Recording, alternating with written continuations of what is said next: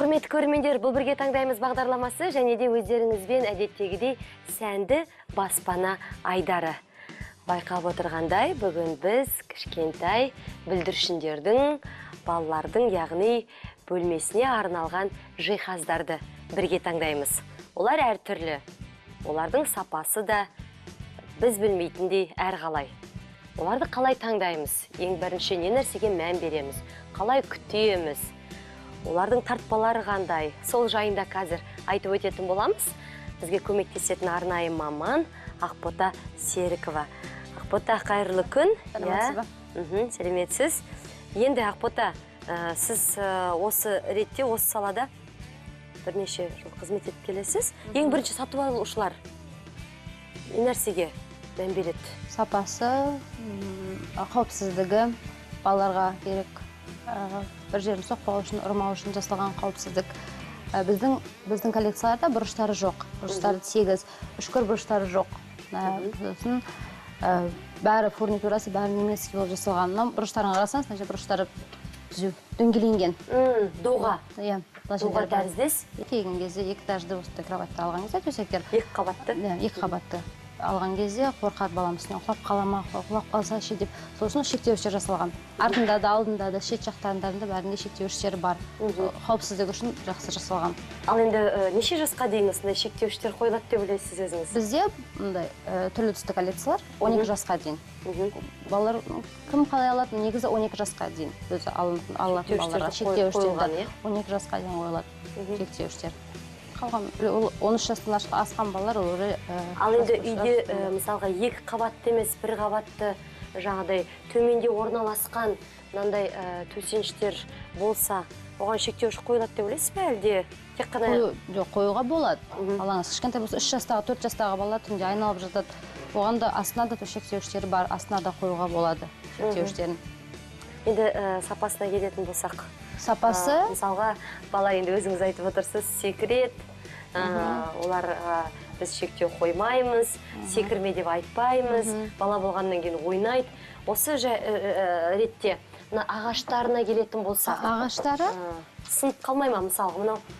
Бұл неден жасалған, мынау қандай материалдар? МДФ материал 22 мм, ол Е1 плитасынан жасалады.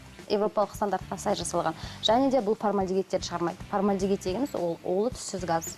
Балалар әр ата-ана баласын ойлайды ғой. Ойлағаннан кейін бала ауылмен демалған кезде жаңағы улы газ ішіне барады. Сондықтан балаларға МДФ материалын алған жақсы. МДФ материалы. Ол яғни жағымсыз иістерді иіс шықпайды. Баланы уландырмайды. Формальдегиді жоқ. МДФ материалы. Енді қарап отырм, тек қана төсеніштер емес, мына жақта балалардың жаңағыдай киім салып қоятын біз шкафтары байқап тұрмыз. Және де неше түрлі мынандай тартпалары бар. Осы ретте айтатын болсаңыз, балаға қанша осындай бөлшекті тартпалар қойылады? Балаға енді бұның бөлшек тартпалардың көп болған дұрыс. Кішкентай балалардың заттары көп, ойыншықтары бар, фломастер, карандаштары бар. Бұның бәріне үлкен, іштері кең қарасаңыз, фурнитура. Сосын фурнитураны айта кетсек, ішіндегі. Мынанда да фурнитурасы бәрі бұны. Кітаптардың, дәптерлерін қоятын? Бұның бәріне кітаптарында, дәптерлерінде, киімдерінде, ойыншықтарында салуға болады. Бәрі бұл детский коллекцияға арналған. Жағында суреттерді қоюға болады, кішкентай балалардың. Мынандай төмендегі біз тартпаларында байқап отырмыз. Өздеріңіз көріп отырғандай. Кішкентай балалар, 3-4 жастағы балаларға осы ыңғайлы астан. Смартфондарында салып қоюға болатын сияқты. Енді біздің алдымыздағы басқа жерлерге бөлшекке көшеміз бе, әлде мына орындықпен, үстел мен орындық туралы айтып өтеміз бе? Үстелін қарасаңыз, үстінде өзінің пеналы бар. Пластмассадан жасалған, өткір ештеңесі жоқ. Қалам, қарындаш, ручкасын бәрін өтшеге қойса да болады үстінде. Мынау астында тартпалары бар. Тартпасы үлкен. Кітабында, альбомында салам десе. Мына тартпаларын түсінде өзгертуге болады. Сары қылсаңыз, жасыл қылсаңыз. Қалай өзгертеміз оны? Бұны ауыстырылады осының бәрі. Үстіндегісін қаптамалары ауыстырылады ма? Өзінің тартпасын өзін ауыстыруға болады. Ескі сыртындағы. Арнайы сіздің жерден келіп осы ауыстыруға бола ма, әлде қалай оны, қалай тапсырыс береміз? Әлде ол жаңағыдай қосымша қаржыны талап Жоқ, ете ме? қосымша ештеңе керек жоқ. Егер сіз бір түспен бәрін алсаңыз, төсегіңіз бір түспен болса, столыңызды сол түспен қылдыра аламыз. Есіктердің бәрі, шкафтың есіктерін бәрін бір түспен қылдыруға болады. Қыз балаға қызғылт, бір қызылын алсам, сарын алсам десеңіз, сарын да қойып бере аламыз. Ол балаға жасыл, көк, фиолетовый, баклажан түстерінде қылдыруға болады.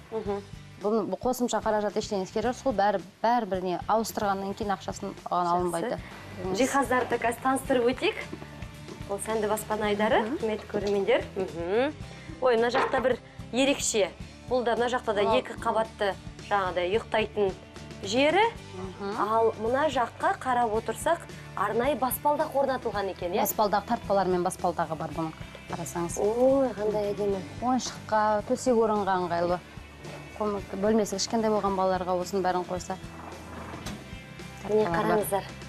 Яғни мына ойыншықтардың керек емес тағы бір заттардың барлығын салып, мынаның ішін жауып, баспалдақпен шығып, өзінің төсегіне бара алады екен. Қандай әдемі. Ерекше. Бұның да жаңада мен ойлап отырып, сіз айтқандай 22 миллиметрмен МДФ-тен жасалған. Біздің көшедегі бәрі балалардың жиһазы МДФ-пен жасалған. Енді өлшемдеріне келетін болсақ. Стандарт негізі 2,90, 2,80. Негізі соны алған дұрыс. Өйткені ертең матрасын да аласыз, матрасты өз стандартымен 2,80, 2,90 болып келеді. Ал шкаф, стеллаж, үстеліне келсек, бұлар не стандарт размерлары. Оны комнатаның өлшеміне қарап модульдап аласыз. Модульдап алу, бөлек-бөлек алу. Төсегін басқасын алу, шкафын басқасын алу. Әртүрлі алуға болады, модульдап. Енді ақпыта тұтқасына келетін болсақ, мысалға енді бала болғаннан кейін тұтқаларда ыңғайлы болу керек деп ойлаймын. Бір жапқан кезде жаңағыдай түсіп қалмайтындай, қолға қатты тиіп кетпейтіндей, кірмейтіндей, кейбір жерлерде жаңаға көргендей силиконды тұтқалар кездестіріп жатырмыз, иә?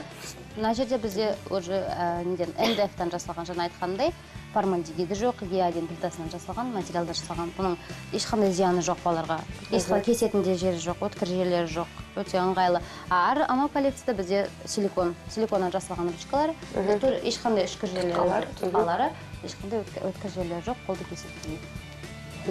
Осы жылы шыққан, бұның астында осындай бар, және де осындай жәшіктермен, және де полностью бір жәшікпен жасалған, екінші матрас салып, екінші баланы жатқызуға болатындай үлкен коллекциясын бар, үлкен жәшігі бар, баланы жатқызатындай. Осындай бөлек-бөлек киім салып, ойыншық салатындай, немесе астына үлкен қоюға болады, бір баланы жатқызуға. Яғни басқаларын көріп отырсыздар ұқсастау, бірақ бұлардың материалдары басқашалау келген. Мына шкафты ашып көрсетейік. Ой, қандай әдемі іші. Бұл жасөспірімдерге арналған жаңа коллекция. Бұл кішкентай балалардың бойы жетпейді, үлгіші үстіне қарай орналасқан. Үлкен өмірі 18, 19, 20 жастағы балаларға алады, ұл балаларға арналған. Оған негізі бұның киімілік үшін сүрге де болады. Ортасына қарай әкелуге де болады. Оны өздеріңіз жасап бересіздер, иә? Если клиент өзіне керек болып тұрса, сұраса астан түсіріп те бере аламыз осыны. Жасөспірімдерге арналған шкаф дейсіз ғой? Негізі жасөспірімдердің коллекциясы. Жақсы. Міне алдымызға енді келетін болсақ, бұл сабақ оқитын үстел-ау деймін, иә? Сабақ оқитын үстел. Қыз балалардікі, қыз балаларға арналған белоснежка деген. Асханадағы арнайы арналған бір жиһаз сияқты, сондай нәзік болып тұр мына жерде. Столымен астында бұның да тартпасы бар, ар жақта да сияқты. Тартпасымен кең үлкен тартпалар. Иә, Ақбота тағы да бір айтатын сұрақ, қоятын сұрақ сізге. Кейде бір осы шкафтарды ашқан кезде темір жаңағыдай әйнектен жасалған, шындан жасалған бір осындай дүниелерді көріп жатамыз. Оны неліктен қояды деп ойлайсыз? Ол әзім әсемдігі үшін, бірақ балалардың коллекциясында ондайдың болған дұрыс емес. Ол құлап кете ма, бала қатты басып қала ма, кішкентай бала болғасын, ол басып та тартып та қалады, үстіне сынып кетсе де ол да дұрыс болмас. Бізде ондай коллекциялар қараластырылмайды, болмайды ондай коллекция балалардың комнатасына, балалардың бөлмесіне ондай дұрыс емес. Кейде бөлменің кішкентайлығына қарап, жаңадай бұрышта тұратын шкафтарды біз кездестіріп жатамыз, иә?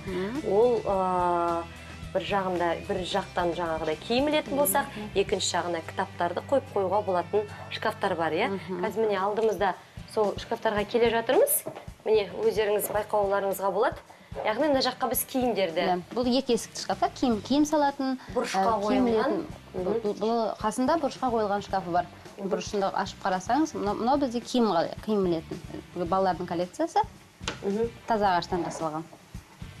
Жаңағы бұл орын азылады. Ең жақсысы кішкентай бөлмелі болған кезде бұрышқа қойып қойсыз, орынды азылады, ішіне бәрі сыяды. Енді кішкентай бөпелердің біз жиһазына көшейік. Алдымызда байқап отырғандай, ал ең алдымен баланың ұйықтайтын, өзінің жататын жері, иә? Яғни ең кішкентай балаларға арналған манеж дейді ғой. Төсекті болады, жерге түсіріп манежда қалдыруға болады, балалар ойнайтын да, жататын да жер болады. Және де бұны бөлек қоюға болады. Осы жерден ашып. Дүниеге келгеннен бастап, бір жүргенге дейін, 1,5 жасқа дейін, 2 жасқа дейін балаларымыз осында жатады, иә? Мынаның ортасынан бөліп, төсектің қасына қойып, мамасы өзі төсекте жатса, баланың қасына осы жартысын ғана қойып, баласында қозғауға болады. Ондай да ашылады, иә? Бөлінеді, яғни? Екіге бөлінеді, иә. Екіге бөліп те қоюға болады. Үш версия бар ішінде. Кішкентай жататын төсекті, астына түсіріп манеж ойнайды ішінде, және де мамасының қасына қойып қоятын төсек қылдыруға болады. Яғни бұны төменге дейін астына қарай түсіресіз де, ойнайтын жері болады. Түсінікті, енді мына алдымыздағы кішкентай балалардың шкафына назар аударайық. Бұл бізде жайлық ауыстыратын балалардың, кішкентай балалардың стөлі. Және де бұны көтерсеңіз, үтіктейтін столға айналады. Ішінде екі нәрсесі бар, және де қосымша тартпалары, бірінші тартпасы бар.